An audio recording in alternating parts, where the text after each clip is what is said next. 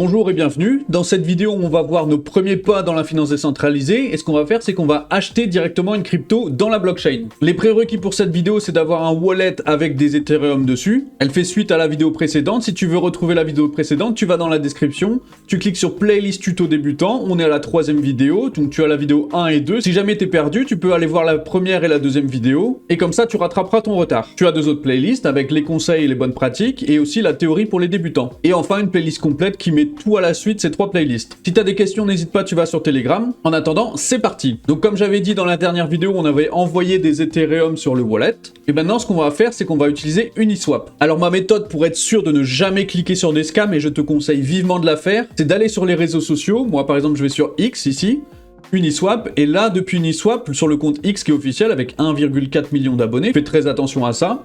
Je peux cliquer sur appuniswap.org et accéder directement au site, à la plateforme qui me permet de faire des échanges. Alors cet échange, je pourrais le faire directement dans Rabby Wallet via l'onglet échanger ici, mais je vais pas le faire parce que ça me rajoute des frais. Donc quand tu arrives sur Uniswap, tu cliques sur connecter, tu cliques sur Rabby Wallet, ici tu viens cliquer sur le bouton connecter, et ça y est, Uniswap reconnaît ton portefeuille ici. Donc en haut, ça permettra de sélectionner une crypto que tu vas utiliser pour acheter une autre crypto, donc en l'occurrence Ethereum ici, et en bas, tu vas sélectionner un autre token. Alors tu as une liste ici de tokens qui est disponible, mais moi c'est pas ça qui va m'intéresser. Aujourd'hui j'ai envie d'acheter un token que j'apprécie particulièrement, du Jester, et pour ça comme d'habitude je vais sur le compte X officiel, et là on voit ici CA. Alors qu'est-ce que ça veut dire CA ? C'est Contract Address, c'est l'adresse de contrat. C'est l'adresse qui va t'envoyer directement vers le token de ce projet, vers la crypto de ce projet. Donc je vais copier, voilà, j'envoie ici sur Uniswap. Ici je clique sur sélectionner un token et en haut il y a une barre de recherche de token.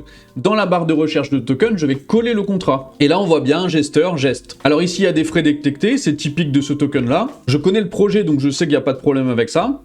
Ne plus afficher cet avertissement, continuer. Ici, je vais indiquer que je vais dépenser 0,002 Ethereum et je vais recevoir l'équivalent de 4,32$ de token Jest, donc 2,57 tokens. Je clique sur vérifier. Faible solde du token de réseau. Vous êtes sur le point de dépenser la majorité de votre solde de token sur ce réseau. C'est pas très grave, c'est parce que j'ai pas beaucoup d'Ethereum. C'est pas grave, je continue. Échanger. Ici, ça m'ouvre une boîte dans Rabby Wallet. Dans cette boîte, il y a tout le résumé de la transaction. Je vais payer 41 centimes de frais. On voit que c'est un petit peu plus cher. Je clique sur signer et soumettre, confirmer, transaction soumise, et voilà, l'échange est en train de se faire. Ça y est, échangé. Donc j'ai obtenu 2,58 gestes. Et donc maintenant, si je clique ici sur Rabby Wallet, je vais regarder dans mon wallet, je clique là, et là, oh, ça y est, j'ai des Ethereum, mais j'ai aussi des gestes. Et voilà, tu sais comment acheter des tokens, des cryptos directement dans la blockchain. Et c'est là potentiellement que tu auras les meilleures opportunités. C'est très rarement une fois que des tokens sont arrivés sur Binance, Kraken, sur les exchanges centralisés, que tu vas faire du profit monstrueux. Mais c'est aussi là qu'il y a tous les scams, qu'il y a tous les projets foireux, donc il va falloir faire très attention à ce que tu fais. Là, je fais Mumuse avec 15$, c'est pas très grave, mais quand tu commences à jouer avec des centaines ou des milliers, là, par contre, c'est complètement différent, il va falloir faire très attention à ce que tu fais. Alors, dans Uniswap, il y a une option qui est hyper importante, c'est l'effet de slippage en anglais, l'effet de glissement, que tu peux paramétrer ici. Je te déconseille de le mettre au-dessus de 10%. Alors, à quoi ça sert ? C'est tout simplement quand une crypto est très volatile, eh bien si tu mets le slippage à 5%, mais que entre le moment où tu as cliqué sur acheter et le moment où le wallet a fait la transaction, le projet a monté de 6%, eh bien la transaction va être refusée. Mais c'est très important d'avoir un slippage très bas. Là par exemple ici sur Jester, on a des frais de transaction à 2%,